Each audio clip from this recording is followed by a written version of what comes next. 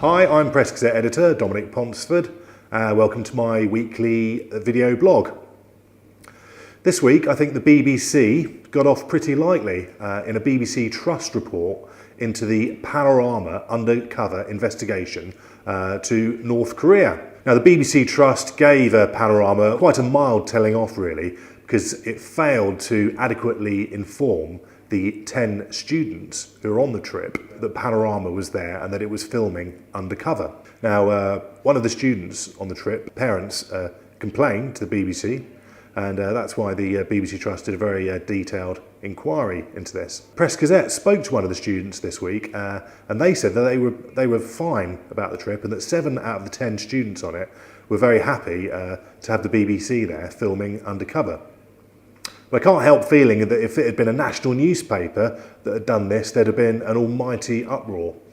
Imagine the consequences if 10 UK students were imprisoned by North Korea because the BBC decided it would go undercover with them on a spying expedition, well, on a journalism expedition.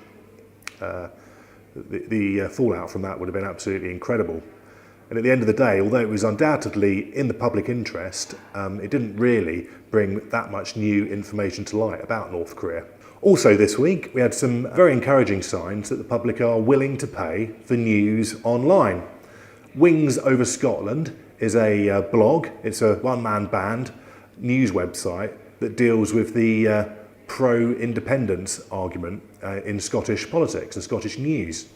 This week it set what we think may be a new record for crowdfunding for a UK journalism-based website. It raised over £100,000 in just a couple of weeks, which will be enough to pay the editor a wage, enable him to pay freelance contributors, and also to bring out a book later this year.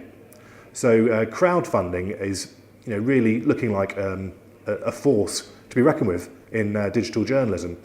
Already over the last year we had a Linux magazine that's going to launch backed by £90,000 of crowdfunding. And we've also got Peter Dukes, who's covering the High Court, covering the hacking trial at the High Court on Twitter, thanks to £20,000 raised through the crowdfunding site Indiegogo. And finally, this week, the ongoing, some would say endless, debate over the future of press regulation is hotting up again.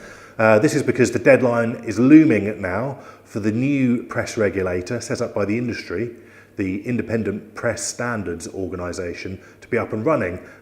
They've said they'll be in operation by the 1st of May. We'll see if that happens. Meanwhile, Hacked Off has persuaded 200 leading figures from culture, the arts and other areas of public life to sign a declaration saying that they think Ipso is wrong and they want the press instead to sign up to the Royal Charter system backed by the government. So this is a system which is underpinned by legislation which guarantees its independence, which also means the government is indirectly involved in press regulation. My two penneth? Well, the Independent Press Standards Organisation isn't really independent, it's indirectly controlled by press owners. But it does set out a vastly improved and tougher system of press regulation than the PCC. I think Hacked Off may end up doing the victims of future press abuses a big disservice if they discredit Ipso too much. Because at the end of the day, ordinary people, if they want to get redress from newspapers, if they can't afford lawyers, the only way they're going to do that is via a regulator, and Ipso does set out the rules for a tough new regulator. But if lots and lots of publications don't sign up to that, and there's many publications which haven't signed up to Ipso yet, then ordinary people may have nowhere left to turn when they've got a complaint with a newspaper. And I'm afraid they may have Hacked Off to blame for that.